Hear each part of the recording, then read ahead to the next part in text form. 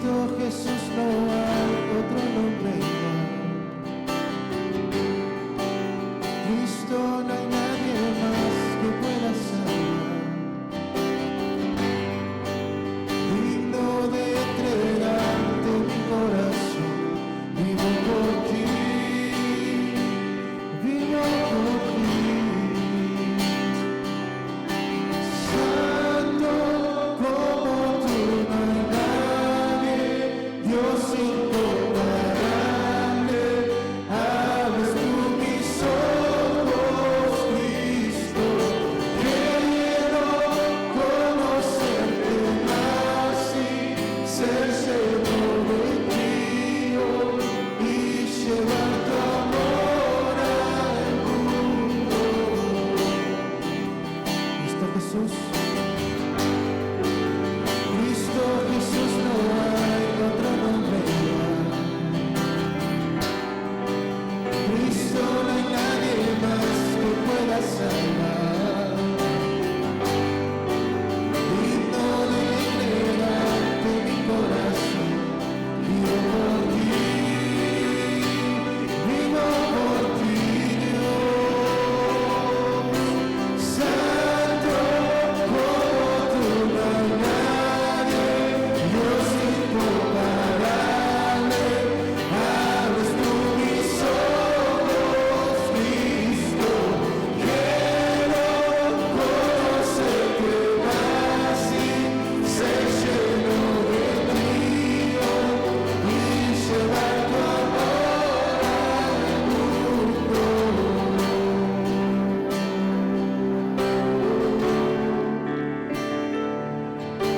Tú eres nuestra fortaleza, Señor. Queremos construir nuestra vida en ti, Señor, solamente en la fe y en tu gran amor y en la promesa, Señor, que tú nos das día a día. Por eso te confesamos con todo nuestro corazón. Construiré mi vida en tu amor, ahí estoy seguro, mi confianza está en ti, Señor, y no seré movido. Construiré mi vida en tu amor, ahí estoy seguro, mi confianza está en ti, Señor.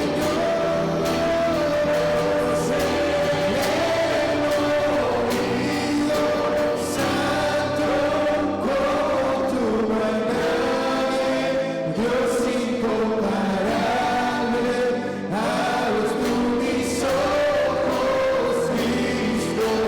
Quiero conocerte más y ser lleno de ti, y llevar tu amor al mundo. Construiré mi vida en tu amor, ahí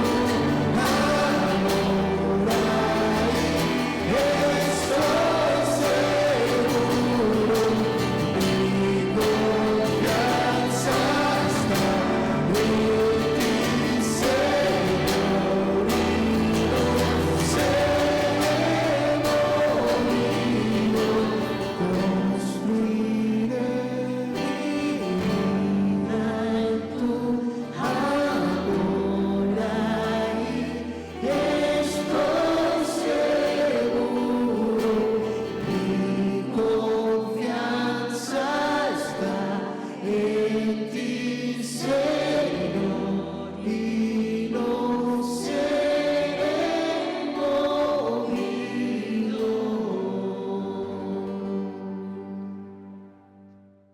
Vamos a confesar todos juntos nuestra fe.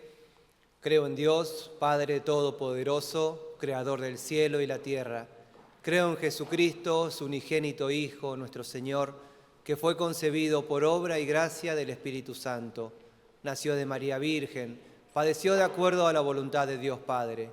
Fue crucificado, muerto y sepultado. Descendió al infierno.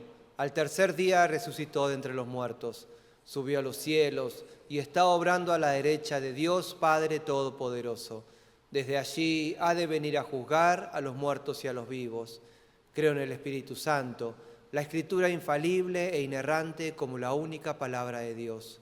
Creo en la Santa Iglesia, la comunión de los creyentes, el perdón de los pecados, la resurrección del cuerpo como Jesús y la vida eterna en el cielo.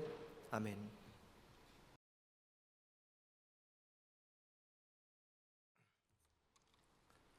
사랑과 은혜가 풍성하신 하나님 아버지, 한 주간도 아버지의 은혜 아래에 보호받고 말씀대로 충실하게 살아가 계심에 감사기도 드립니다.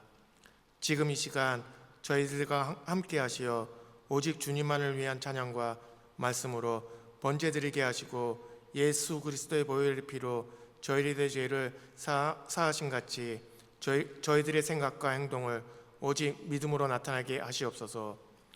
이곳에 모인 우리 교회의 미래와 희망인 많은 젊은 집사님들에게 성령의 기름 부어 주시어 세상을 밝히는 등대가 되며 소금과 같이 아버지의 말씀대로 세상에서 언제나 필요로 하는 귀한 인재들이 되길 간절히 기도드리며 이들에게 더 많은 하나님 아버지의 사명과 선교로 쓰임받는 소중한 일꾼들이 되게 성부성자 성령님께서 항상 동행하시며 지켜주시길 간절히 기도드립니다.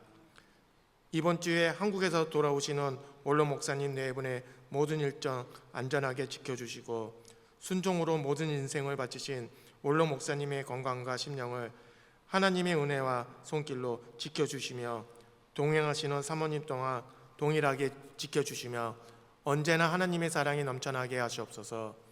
우리 교회의 모든 부서와 주일학교에서 애쓰시고 기도로 충만케 하시는 부목사님, 전도사님들의 가정에 화평과 성령 충만한 주시어 모든 사역이 성령님의 보호 아래 이루어 주시며 충성된 사역자가 되게 하시옵소서. 하나님 아버지의 은혜 아래 세워진 열방교회와 아멘교회가 부흥을 하며 예수 그리스도의 부활의 역사가 일어나게 언제나 지켜주시옵소서. 후위에서 예수님의 사랑으로 학원 선교를 하시는 김막씨, 박에리카 전도사님 부부에게 성령님의 지혜와 건강 주시고 아버지의 보호 아래 제혈학교를 지켜주시어 모든 학생들과 선생님들, 일꾼에게 예수님의 부활의 역사를 체험하게 하시고 순종하게 하시옵소서. 사랑과 은혜가 넘치시는 우리 담임 목사님, 지금은 출타 중이십니다. 모든 일정에 하나님의 손길이 넘쳐나게 하시며 좋은 만남과 은혜가 넘치는 기도회가 되게 하시며 돌아오실 때에는 육체와 심령을 새롭게 하시어 성령 충만과 하나님의 사랑이 넘쳐나는 말씀으로 저희들을 새롭게 하여 주시옵소서. 오늘 말씀 전하시는 김호환 전도사님의 모든 사역과 충성된 하나님의 종으로 쓰임받게 하시며 육체의 건강과 성령 충만함이 넘쳐나게 하시어 말씀에 하나님의 뜻이 넘쳐나게 하시며 부족함이 없는 사역자들에게 성령 하나님께서 언제나 동행하시길 기도드립니다. 예배의 시작을 위해 경찬 대원들과 할렐루야 성가대의 모든 가정에 성령 충만과 충실한 예배자가 되게 항상 지켜주시고 깨닫게 하시옵소서. 이 모든 말씀 부활로 저희들을 새롭게 태어나게 하신 예수 그리스도의 이름으로 기도드립니다. 아멘.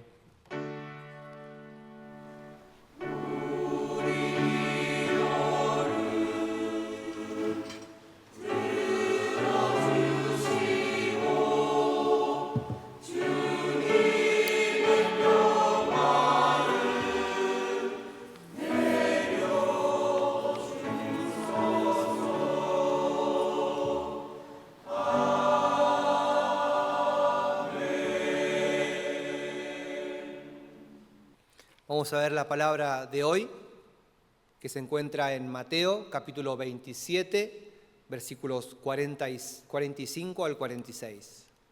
Evangelio de Mateo, capítulo 27, versículos 45 y 46. Así dice la palabra del Señor. Desde el mediodía y hasta las 3 de la tarde toda la tierra quedó en oscuridad. como a las 3 de la tarde, Jesús gritó con fuerza, Elí, Elí, lema sabactani, que significa, Dios mío, ¿por qué me has abandonado? Amén.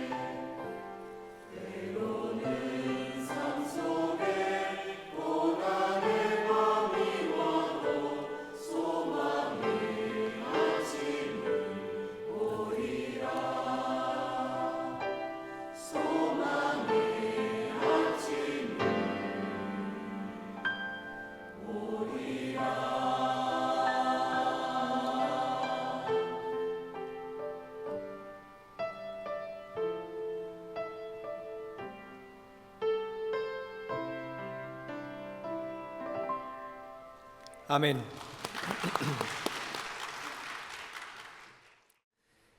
A todos los que vienen por primera vez, a los que hace mucho que no vienen también le damos la bienvenida. El pasaje de hoy es un pasaje que todos conocemos y mientras preparaba este sermón de hoy me preguntaba, ¿por qué? ¿Por qué? ¿Por qué quiero hablar de esto. ¿Por qué Dios me apunta a este pasaje? Y entre otras cosas, bueno, lo que pasó, el fallecimiento de la semana pasada, pero esto yo lo venía masticando de antes. Y espero que pueda ser de bendición para ustedes y que pueda traer un poco de claridad a nuestra vida. En el capítulo 27 de Mateo vemos, sí, es la primera descripción de la crucifixión y la muerte de Jesucristo. Y sabemos que Jesús es presentado ante Poncio Pilato por los líderes de Israel. Y Poncio Pilato le pregunta, lo interroga y no encuentra nada malo en él. Sin embargo, decide condenarlo por la presión que era ejercida por todo el pueblo. Entonces los soldados romanos lo toman, lo llevan al patio del palacio y ahí le ponen una corona de espinas. Y dice el versículo 30 y el 31 que lo escupían, le pegaban con cañas en la cabeza, se burlaban de él. ¿Sí? Y quizás en otros evangelios habla más claramente de lo que había pasado. Sin embargo, acá solo cuenta que se burlan de él, le pegan un poco, le quitan el manto púrpura que tenía, que seguramente era de alguno de los soldados, le ponen su ropa y lo llevan para crucificarlo. En este camino se encuentran con Simón, que le carga la cruz. Y en todo este trayecto hasta el lugar de la crucifixión, Jesús se enfrenta con toda esta multitud que también le grita, lo insulta. Pero es este mismo Jesús que ahora es insultado y menospreciado, el que unos días atrás es recibido en Jerusalén por todas las multitudes, y seguramente muchos de los que en este día estaban escupiéndolo y insultándolo también lo habían recibido con palmas, con hojas, ¿no? Y gritaban, dice, ¿no? Unos capítulos antes, Hosana al Hijo de Dios. ¿Sí? Bendito el que viene en nombre del Señor. Y entra Jesús montado en un burrito. Y cuando esta gente miraba, se recordaba las palabras de Zacarías 9:9, que dice: alégrate mucho, hija de Sión, grita de alegría, hija de Jerusalén. Mira, tu rey viene hacia ti, justo, salvador y humilde. Viene montado en un asno, en un pollino, cría de asna. Y cuando esta gente mira a Jesús, ¿sí?, a este maestro bueno que todos conocían ya, que sabían quién era, y lo ven en esa manera, viniendo, están recordando también estas palabras de Zacarías. Pero de un momento a otro pasa a ser la persona más amada a ser la persona más odiada. Y ahí está, ya crucificado, solo contra el mundo. A su alrededor no queda nadie, criminales, soldados, aquellos que juraron acompañarlo, aquellos que dijeron, no te vamos a abandonar nunca, escaparon como ratas, desaparecieron. Y así pasó horas y horas, colgado en la cruz, hasta que su cuerpo dijo basta. Y sus últimas palabras, las que hoy leímos, Elí, Elí, lama sabactaní, que significa, Dios mío, ¿por qué me has abandonado? Después de gritar estas palabras, los soldados empiezan a burlarse. A ver si viene Elías a salvarlo, mirémoslo. Tratan de darle agua con vinagre. Y en el versículo 50 leemos que Jesús grita con todas sus fuerzas y entrega su espíritu. Ya sabemos todo lo que pasa después, el velo se rasga y hay un montón de cosas que pasan. ¿Alguna vez se encontraron en medio de alguna situación en la que no había respuestas, en la que todo lo que estaba sucediendo era como un terremoto en tu vida? ¿Alguna vez tu vida cambió tan drásticamente de un día para el otro que sentiste que no valía la pena seguir viviendo, que no valía la pena seguir luchando por lo que estabas haciendo?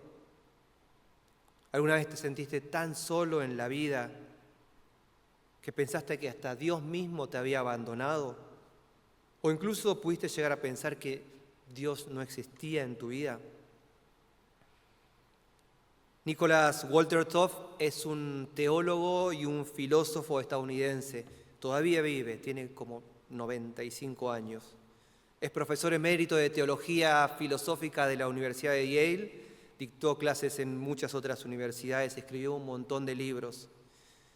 pero a mí me tocó leer un libro de él que se llama Lamento por un hijo. En 1987, un domingo cualquiera, recibe un llamado de unos guardaparques avisándole que su hijo de 25 años falleció en un accidente de alpinismo. Había salido ese fin de semana, a escalar las montañas y ese domingo por la mañana, mientras subía con algunos amigos, su equipo falló, cayó desde la montaña y se murió. Y durante años, antes de publicar este libro, este profesor se dedicó a escribir breves ensayos de lo que él estaba sintiendo, de lo que él sentía, por lo que él estaba pasando. Y si uno lee estos ensayos, ve un alma desnuda, la crudeza de la vida, ¿sí? De cómo él cómo él caminó este proceso de duelo, este proceso de separación con su hijo. Dice uno de los ensayos: lo dábamos todo demasiado por sentado. Quizás todos dábamos demasiado por sentado a los demás. Las rutinas de la vida nos distraen. Nuestras propias ocupaciones nos hacen olvidar. Nuestras ansiedades y tristezas nos hacen olvidar. Las bellezas de lo familiar pasan desapercibidas. No nos valoramos lo suficiente. Y hablando de su hijo, ¿sí? Dice: fue un regalo para nosotros durante 25 años. Cuando finalmente nos arrebataron ese regalo, me di cuenta de lo valioso que era. Entonces no pude decírselo. Recibí una avalancha de cartas, muchas expresando su aprecio por Eric. Todas me hicieron llorar de nuevo. Cada palabra de elogio era como una puñalada de dolor por la pérdida. ¿Cómo puedo estar agradecido ahora que se ha ido? ¿Por lo que fue alguna vez? Me doy cuenta de que sí estoy agradecido. Pero el dolor de lo que ya no está supera la gratitud de lo que fue. ¿Será siempre así? No supe cuánto lo amaba hasta que se fue. ¿Será así el amor? Todos estamos acá, ¿sí? Y todos seguramente pasamos por un momento así. Un momento de pérdida, quizás algún familiar, algún amigo, quizás hasta una mascota nos puede llegar a pasar. Y todos nos vemos en este lugar y todos podemos quizás decir que confiamos en nuestro Dios, que conocemos a Dios y sabemos que Él nos acompaña siempre. Sin embargo, también nos toca pasar por estos momentos que no entendemos el porqué, no hay explicación, si no hay una causa, no hay un porqué. Este profesor decía: si por lo menos su muerte hubiese tenido sentido, si por lo menos hubiese sido porque él salió a misionar y lo mataron, o porque defendió a alguien y lo acuchillaron y se murió defendiendo a alguien. Pero dice: no, fue solamente un accidente en la montaña. No hubo nada de heroico en su vida, no hubo nada de grande en su muerte. Entonces vuelvo a preguntarme, dice, haciendo referencia a este pasaje también: Dios mío, ¿por qué no estuviste cuando más te necesité? ¿Por qué no estuviste cuando Él más te necesitó? Y así sigue este libro, ¿sí? Con otros ensayos, con otras ideas. Pero no hay conclusiones, no hay respuestas. Solo hay una idea clara que gira alrededor de todo esto: que Dios no es solamente el Dios de los que sufren, sino que es el Dios que sufre junto a aquellos que están sufriendo. Y a través de nuestras lágrimas podemos ver las lágrimas del Señor. Será por eso que Pablo, quizás en 1 Corintios capítulo 13, también hablando acerca del amor, dice que el amor todo lo sufre, todo lo cree, todo lo espera, todo lo soporta. Solo aquel que ama verdaderamente es capaz de sufrir. Quizás por eso también dicen que el amor y el sufrimiento son las dos caras de una misma moneda. Pero ante estas situaciones, nadie tiene respuestas, nadie tiene un porqué, nadie tiene un para qué. No hay palabras que puedan expresar el dolor que sentimos. Y no hay palabras que puedan apaciguar ese dolor. Entonces, ¿qué hacemos? ¿Qué hacemos cuando nos toca pasar por este momento? ¿Qué hacemos cuando otras personas a nuestro alrededor están pasando por momentos así? La respuesta es obvia. No es fácil, pero es obvia. Vamos a Dios. Vamos a Dios porque Él es quien recibe todas nuestras oraciones. Él es quien conoce quiénes somos. Pero también Él está abierto a recibirnos como somos, por lo que pasamos, por lo que sentimos, por cómo estamos. Aún en nuestro enojo, en nuestra ira, en nuestra sed de venganza, ahí está Él, esperando a encontrarse con nosotros. En Habacuc capítulo 1 hay una pelea entre Dios y este profeta. Entonces Habacuc le pide y le critica y Dios le responde. Y otra vez vuelve a quejarse y otra vez vuelve a responder. En los versículos 2 y 3 del capítulo 1 dice así: ¿Hasta cuándo, Señor, he de pedirte ayuda sin que tú me escuches? ¿Hasta cuándo he de quejarme de la violencia sin que tú nos salves?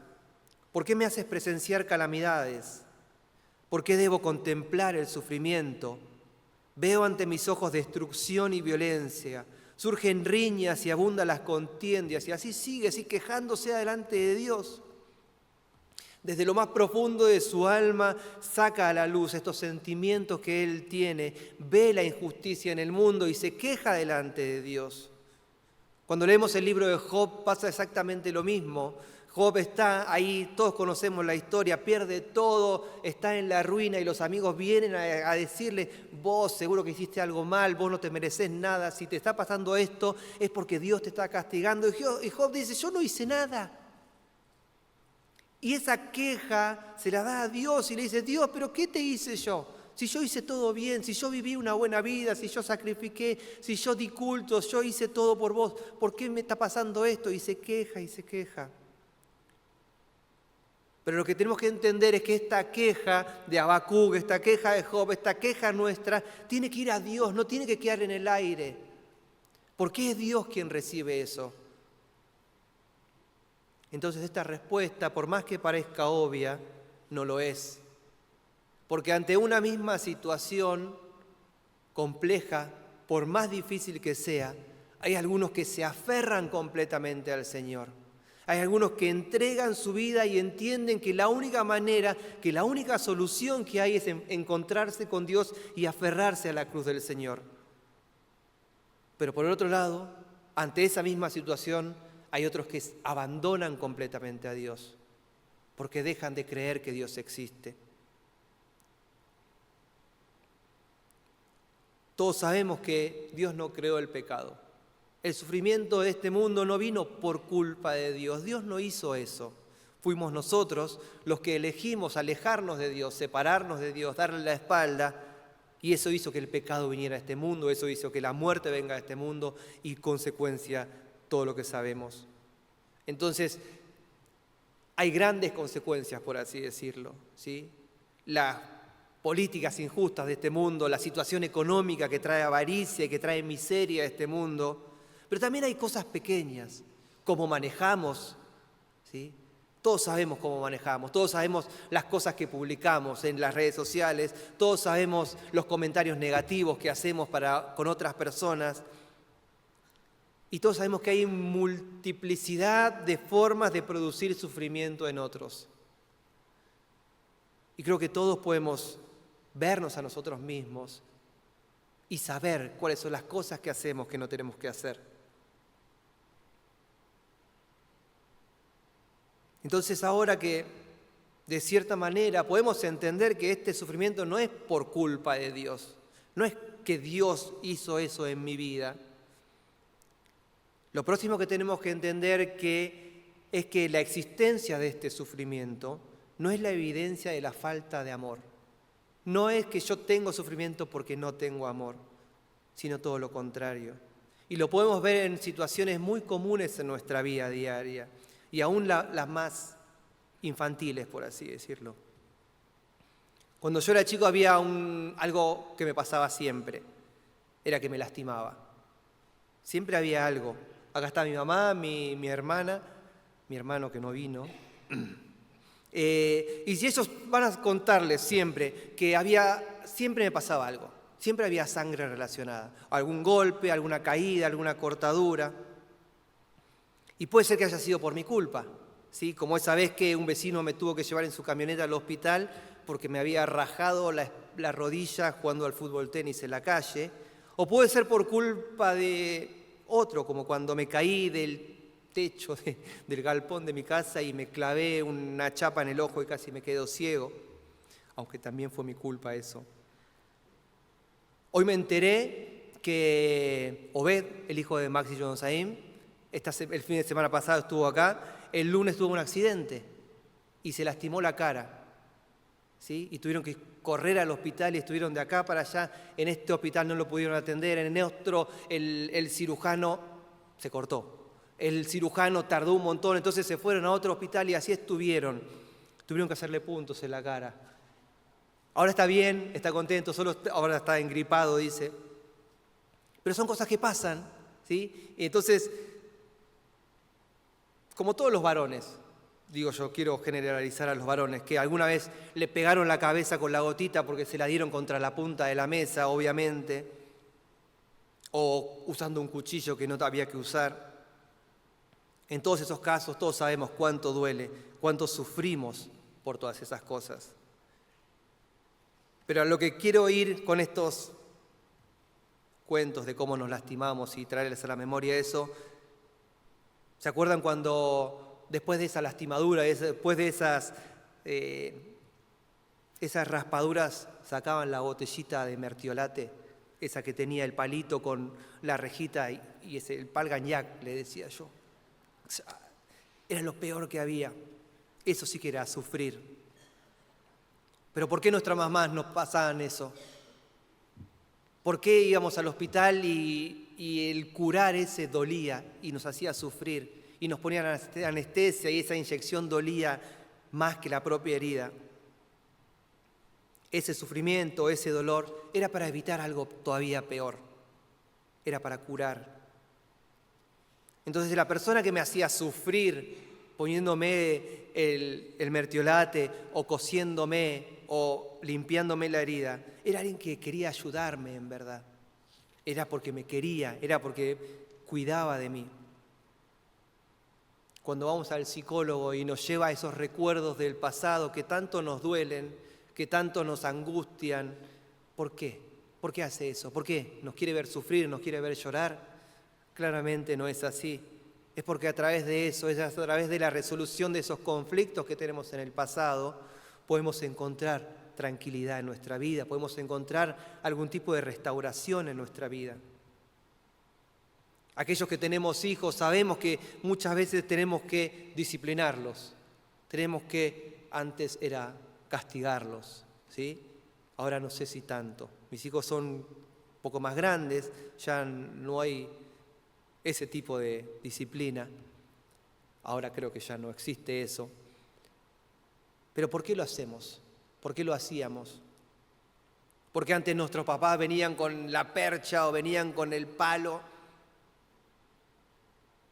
Quizás un poco sí era para calmar su frustración, pero eso dejémoslo de lado. Pero era porque nos amaban, porque querían lo mejor para nosotros, porque no encontraban otra manera de demostrar que se preocupaban por nosotros y no querían que termináramos en la calle, que termináramos en la droga, en el alcohol, con malas influencias. Era porque querían algo para nosotros, algo mejor para nosotros. Entonces la presencia de este sufrimiento en nuestra vida no implica una falta de amor, no implica que Dios no existe. Es más, muchas veces es la evidencia real del amor. Entonces esto nos puede llevar a esta pregunta que muchas veces muchas personas se hacen. ¿Por qué a las personas buenas les pasan cosas malas? ¿Por qué a los malos no les pasan cosas malas? Vemos, ¿sí? Y nos quejamos. Pero hay algo que tenemos que tener bien en claro, hay algo que tenemos que volver a entender y quizás no nos guste escucharlo. Muchos se preguntan por qué le pasan cosas malas a las personas buenas o por qué Dios permite que pasen esas cosas. Y acá está la punta del nudo que tenemos que empezar a desatar para poder tener una buena relación con Dios. En Lucas 18, cierto dirigente va a Jesús a preguntarle, ¿sí? Maestro bueno, ¿qué tengo que hacer para heredar la vida eterna? Y Jesús le responde, ¿por qué me llamas bueno? Nadie es bueno sino solo Dios.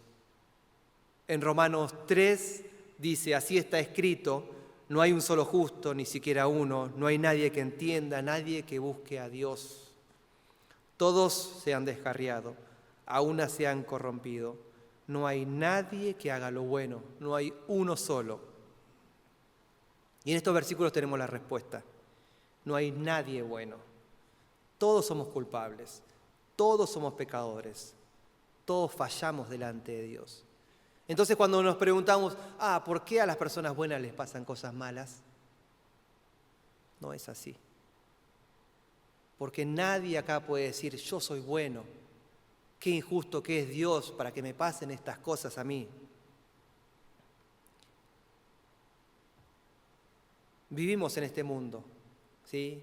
Este mundo caído, en este mundo de pecado, y somos parte de ese mundo. Tenemos eso en nuestro interior. Yo por mi parte hice un montón de cosas que no tendría que haber hecho. Dije un montón de cosas que no debería haber dicho. Lastimé a un montón de personas. Y si supieran los pensamientos que cada tanto se me cruzan por mi cabeza, no me hubiesen dejado pararme en este lugar. Y quizás muchos de ustedes no estarían sentados en este lugar y estarían en otra iglesia. Porque dice Romanos 6, ¿sí?, que la paga del pecado es muerte. ¿Sí?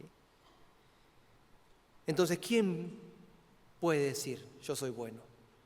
¿Quién puede decir, yo nunca hice nada malo? Yo nunca pensé mal de nadie. Yo ni siquiera en mis sueños se me ocurrió hacer algo malo. Lo que sí sabemos es que hay una persona que vivió de esa manera. Vivió en este mundo y fue bueno, y fue santo. Y ese es Jesucristo, el Hijo de Dios. Una sola vez en la historia de la humanidad, alguien que fue bueno pasó por algo malo. Solamente uno. Y lo hizo de manera voluntaria. Y lo hizo porque quiso. Lo hizo porque era lo que tenía que hacer. ¿Para qué? Para que esa persona inocente que cargó con las culpas de este mundo muriera. Y así nosotros no tuviésemos que pasar por eso. Y así nosotros, aún a pesar de este pequeño sufrimiento, este pequeño gran sufrimiento que tenemos, no tuviésemos que pasar por la ira y el castigo de Dios. Entonces Él sufrió por nosotros. Él fue burlado, Él fue golpeado, Él fue escupido, fue abandonado por todo lo que tenía cerca, fue acusado de las cosas que nunca había hecho, fue crucificado. Él fue el único que sufrió de verdad, el que fue a la cruz por nosotros. Jesucristo tomó el castigo de toda la humanidad, ¿sí? Toda la ira, la venganza de Dios cayó sobre Él en un momento, para que nosotros pudiésemos tener redención, para que nosotros pudiésemos tener perdón. Y fue en esa cruz, y al final de su vida, abrumado por todo este castigo, ¿sí?, aquel que desde la eternidad vivió junto a Dios, aquel que nunca se había separado de Dios y vivía en armonía con Él, tuvo que separarse, porque Dios no podía estar al lado de aquel que era injusto, al lado de aquel que pagaba los pecados. Y es en ese momento cuando Jesús clama, Dios mío, ¿por qué me has abandonado? ¿Por qué? Porque aquel que había vivido la eternidad junto al Padre estaba pasando por esto. ¿Por qué tenía que sufrir? Por vos, por yo, por nosotros, por cada uno de los hijos y las hijas de Dios. por todos aquellos que declaran que Jesucristo es su Salvador. Por esos Jesús hizo lo que hizo. Y mientras el Hijo sufría, el Padre miraba desde lo alto. ¿Por qué Dios dejó sufrir a su Hijo? ¿Por qué Dios deja que nosotros suframos? En alguna parte es porque el mundo es así y esa es la única respuesta que tengo. Y quizás otros tengan otras respuestas y quizás puedan decirnos más cosas sobre estos.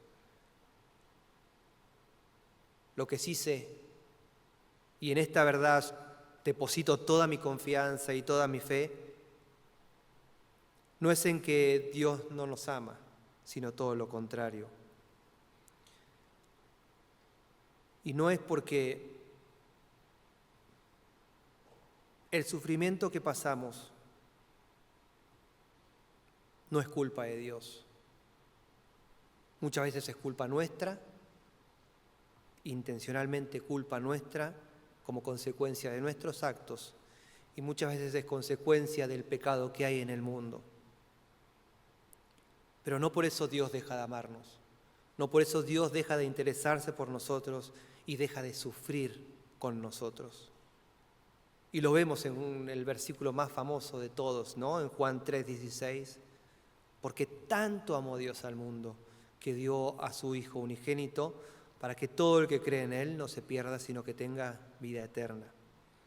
Entonces, tan grande es el amor y la bondad del Padre que estuvo dispuesto a dar la vida de su propio Hijo, para que cargara, para que sufriera, para que fuera menospreciado por el mundo.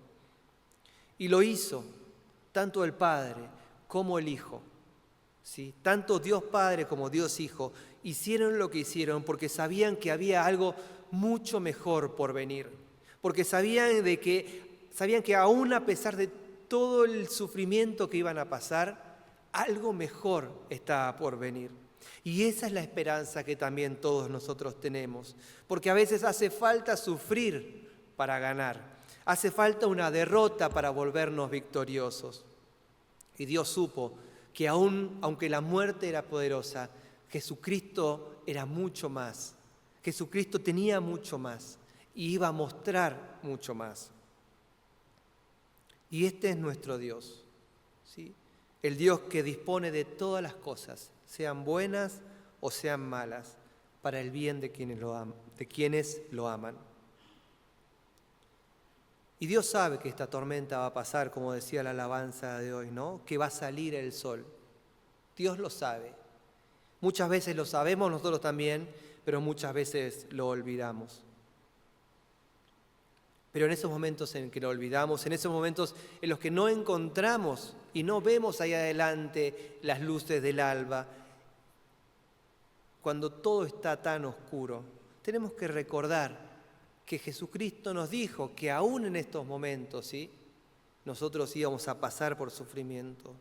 En Mateo 10 Jesús dice, ¿sí?, que ustedes, mis hijos, los que me siguen, van a pasar por esto, van a pasar por persecuciones, van a ser menospreciados por el mundo, ¿sí? El mundo entero los va a odiar, dice Mateo 10:22.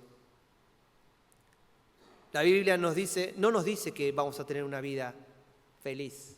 No es un cuentito de hadas en la que todos vivimos, ¿sí?, sin ningún problema. Nos advierte lo contrario, que se van a levantar padre contra hijo, y que va a haber problemas en todos lados. Habacuc, al final de esta discusión que tiene con Dios, entiende quién es Dios en realidad.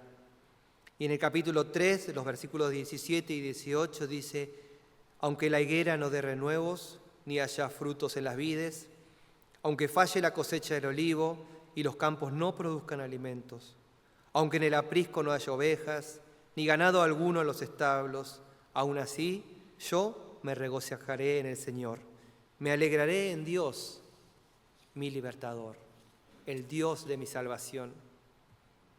Entonces, ¿por qué me voy a alegrar en estos tiempos difíciles? En estos tiempos en los que no se vende nada, en los que hay que pagar un montón de cosas, en los que los impuestos suben y suben, en que los gastos suben y suben y la plata entra menos, ¿por qué me voy a alegrar? ¿Por qué voy a vivir feliz? Lo voy a hacer porque un día, algún día, me voy a encontrar con mi Señor, me voy a encontrar con mi Salvador, aquel que dio mi vida, aquel que dio su vida por mí. Y en su presencia, cuando estemos con Él, ya no va a haber dolor, ya no va a haber injusticias, ya no va a haber muerte, y no va a haber nada más que gozo y alegría. En Apocalipsis 21:4, al final de toda la Biblia, las últimas palabras de Jesucristo, de Dios, para el mundo, para nosotros, escribe Juan: Él les enjuagará toda lágrima de los ojos. Ya no habrá muerte, ni llanto, ni lamento, ni dolor, porque las primeras cosas han dejado de existir. Y aunque todavía no vivimos en ese tiempo, ya estamos empezando a presenciarlo. Estamos en ese tiempo, en ese interlapso en el que todavía no, pero ya. Y ya empezamos. Y esto es la iglesia. Ese es el lugar. Es el reino de Dios en la tierra. El lugar en donde nos encontramos. Y aún en medio del sufrimiento podemos encontrar consolación, podemos encontrar respuestas, podemos encontrar del amor de Dios. Es por eso que tenemos que permanecer en este lugar. Especialmente en los momentos más difíciles, especialmente cuando el mundo no nos da respuestas, cuando no hay salida, cuando no encontramos nada en este mundo que nos satisfaga.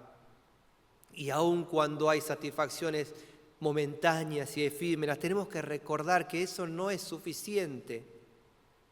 Pero es en la iglesia donde empezamos a ver esos pequeños chispazos de lo que va a ser, de lo que va a venir.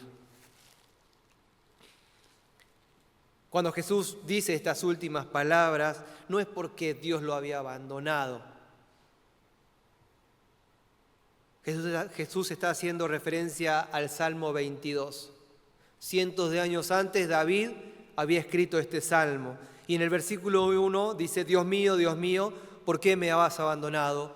¿Por qué estás lejos de salvarme? Tan lejos de mis gritos de angustia. Otra versión dice: Dios mío, clamo de día y no me respondes, clamo de noche y no hallo reposo. Todos los que escucharon estas palabras de Jesús recordaron claramente este salmo de David. ¿Sí? Y lo que Jesús estaba haciendo no era solamente clamar y gritar en ese dolor que tenía, sino también haciendo recordar a aquellos que estaban a su alrededor, como también nos hace recordar y nos hace entender hoy también a cada uno de nosotros quién es Dios, por qué pasa lo que pasa y quién era Jesús y qué hizo por nosotros. Aún en este momento de sufrimiento, Jesucristo busca un mensaje de esperanza. Busca un mensaje, una luz al final de este túnel tan oscuro. En el versículo 2 del capítulo 22, del Salmo 22, dice: pero tú, Dios mío, pero tú eres santo, tú eres rey, tú eres la alabanza de Israel. En ti confiaron nuestros padres, confiaron y tú los libraste. A ti clamaron y tú los salvaste. Se apoyaron en ti y no los defraudaste. Este era Jesucristo, que aún en medio de la situación más difícil de su vida, tuvo la necesidad de traer un mensaje de esperanza a este mundo. León Tolstoy es uno de los grandes escritores de la historia de la humanidad y escribió Ana Karenina. Una frase de este libro: solo las personas que son capaces de amar con fuerza pueden también sufrir grandes dolores, pero esa misma necesidad de amar es lo que les permite contrarrestar ese dolor y así sanar. ¿Sí?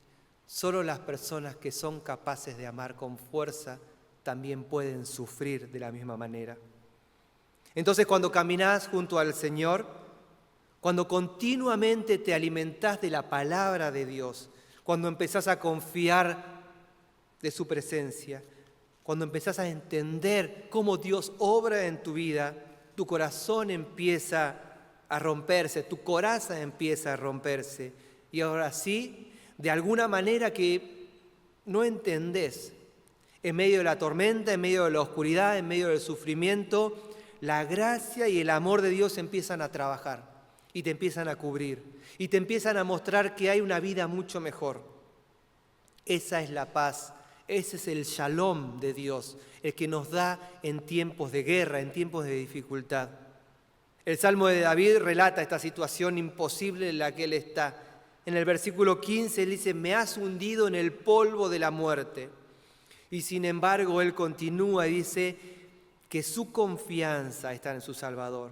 Y dice: proclamaré tu nombre, te alabaré. Y nos invita a hacerlo, a honrarlo y a venerarlo. Quizás no en lo pronto, quizás no ya. Pero si seguís este camino de sacrificio, este camino de sufrimiento, este camino junto a Dios, si caminas junto a Dios durante toda tu vida, vas a ver su fidelidad, vas a ver su gracia, vas a ver su providencia y vas a ver cómo todas sus promesas se van cumpliendo. Vas a ver que hay algo por lo cual vale la pena vivir, vale la pena sacrificarse y vas a poder ver cuán bueno y cuán grande es el amor de Dios para con todos sus hijos y para con todas sus hijas. Vamos a orar. Amado Padre, gracias una vez más por tu providencia, por tu fidelidad.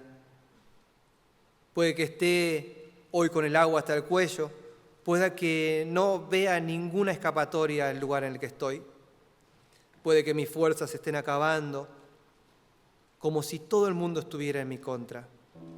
Pero vos sos Dios, vos sos quien tiene paz, vos sos quien trae paz a mi vida. Y en tu promesa confío, en tu promesa me sostengo. Vos que me amás y que sufrís conmigo, que mis lágrimas son tus lágrimas. Te pido que tu paz sea mi paz. Ayúdanos, Dios, guíanos. Transformar nuestras vidas para que sigamos este camino de santidad que nos lleva a tu presencia eterna. Y te pido que hasta ese día podamos proclamar tu nombre, alabarte y confiar en tu promesa eterna. Gracias, Dios. Oramos en el nombre de tu Hijo Jesucristo. Amén. Vamos a finalizar con el Padre Nuestro. Padre nuestro que estás en el cielo, santificado sea tu nombre, venga a tu reino, hágase tu voluntad en la tierra como en el cielo. Danos hoy nuestro pan cotidiano, perdónanos nuestras deudas como también nosotros hemos perdonado a nuestros deudores. Y no nos dejes caer en tentación, sino líbranos del mal, porque tuyos son el reino, el poder y la gloria, para siempre. Amén.